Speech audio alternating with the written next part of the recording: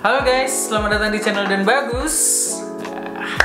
Hari ini kita mau bahas tentang bagaimana sih cara rekaman secara otodidak tanpa mentor profesional.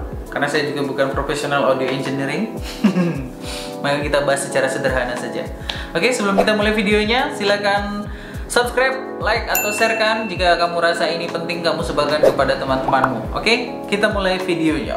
Bempel.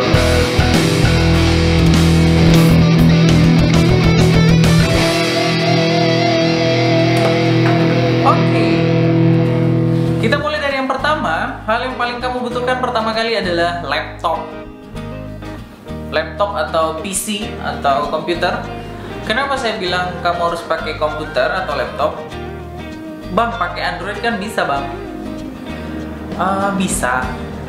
Tapi menurut saya, karena lumayan tricky, banyak trik-trik yang harus kamu masukkan ke dalam audio kamu, Android tidaklah cukup. Ya, Android tidak cukup. Mungkin untuk rekaman sederhana yang lurus-lurus aja mungkin pakai Android is okay, tidak ada masalah. Tapi kalau untuk rekaman audio misalnya cover lagu itu butuh beberapa trik di audionya. Jadi saya rasa nggak bisa di Android. Oke, kamu siapkan dulu laptop. Nah, laptop untuk spesifikasinya minimal itu untuk yang sederhana, DAW yang sederhana itu kamu bisa pakai RAM 2GB, di atas 2GB ya. 2GB itu mentok paling bawah lah. Jangan sampai di bawah 2GB. Nanti hancur lah laptop itu, kerjanya berat. Kemudian Intelnya minimal kamu bisa pakai i3. Mungkin i3 sekarang sudah bawah ya. i3 ke atas lah sudah oke. Pakai i3 ke atas. Kemudian untuk harddisknya, harddisk biasa nggak masalah. Spesifikasi yang biasa nggak masalah. Cuman harus ada space yang cukup banyak kalau untuk audio ya, apalagi video. Oke, yang kedua itu audio converter atau yang biasa kita sebut sound card. Kenapa kita butuh sound card? Karena biasanya laptop itu punya sound card pabrikan yang kualitasnya tidak cocok untuk rekaman. Bisa dipakai rekaman, tapi noise yang dihasilkan itu minta ampun besarnya. Karena tidak mengconvert audio tadi menjadi digital dengan baik. Yang saya pakai di sini adalah Lexicon Alpha. Ini keluaran tahun 2000-an, udah lama, udah jadul. Dulu harganya sekitar 1 jutaan, tapi sekarang mungkin sudah di bawah 1 jutaan. Saya dulu dapatnya bekas, terus harganya di bawah 1 juta juga. Tapi untuk kualitas dan performa tidak ada masalah, karena selama ini saya pakai ini. Ini in-nya 2, out-nya juga 2. Ya, itu gunanya sound card. Next. Nah, yang ketiga yang kita perlukan adalah speaker flat. Speaker flat ini sifatnya itu asli, original lah ibaratnya. Tidak dibumbui dengan bass yang berlebihan, tidak dibumbui treble yang berlebihan. Karena speaker konvensional itu kan biasanya bassnya enak, terus treble-nya asik gitu kan. Tapi kalau speaker flat ini dia rata. Untuk yang harga murah terjangkau itu kamu bisa cek mungkin di Google, cari referensi, banyak kok speaker di bawah 2 juta, speaker flat. Atau misalnya kamu tidak terlalu butuh speaker, kamu bisa menggunakan headphone untuk mendengarkan hasil rekaman kamu nanti. Tapi untuk mixing kamu tidak bisa pakai headphone sembarangan juga, harus sama seperti speaker tadi yang sifatnya flat. Ada beberapa headphone yang memang support untuk mixing dan mastering, kamu bisa search, nanti kamu bisa Google. Ya, yang penting flat ya, supaya hasil suara yang dikeluarkan yang kamu rekam itu jujur, tidak ditambah-tambahi bass, tidak ditambah-tambahi treble dan lain-lain ya. Itu gunanya speaker flat. Next, yang kamu butuhkan adalah instrumen. Kamu bisa lihat ada gitar, ada bass, ada keyboard dan lain-lain. Instrumen itu penting untuk kamu membuat suara musiknya. Ya jelas lah, kalau nggak ada instrumen ya gimana kamu main ya. Dan yang terakhir kamu perlukan adalah mikrofon. Mikrofon ini pilihan sih, kamu mau pakai yang kondenser atau yang dynamic silahkan, kamu pilih sendiri saja. Kalau saya pakai yang kondenser karena ya suka aja, biar keren, biar kayak studio rekaman gitu.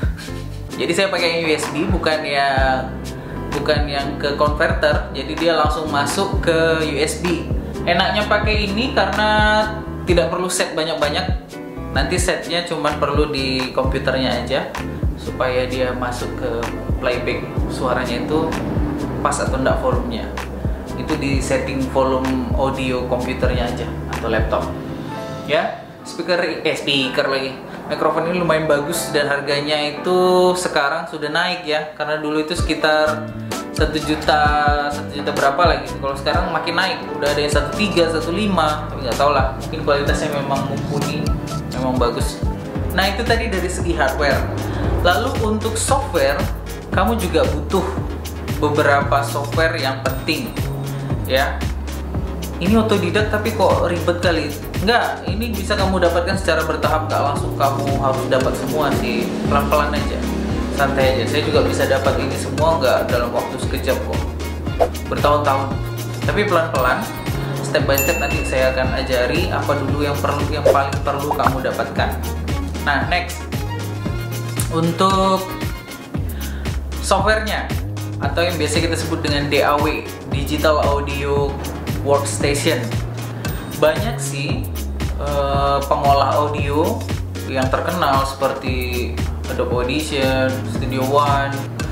Tapi di sini saya rekomendasikan software yang mudah didapat dan sudah lumayan jadul dan cocok untuk spek laptop yang rendah. Ya, untuk laptop yang rendah. Yang pertama itu adalah Nuendo, kemudian Cubase. Nuendo dan Cubase ini memiliki interface yang hampir sama interface-nya, tapi ada beberapa fungsi yang tidak ada di Cubase, ada di Nuendo, yang tidak ada di Nuendo ada di Cubase. Nah, hampir mirip-mirip lah sedikit. Nah, di sini saya akan kasih tutorial menggunakan Nuendo karena dia software yang sangat ringan, ya. Nuendo 3 ya, yang paling jadul.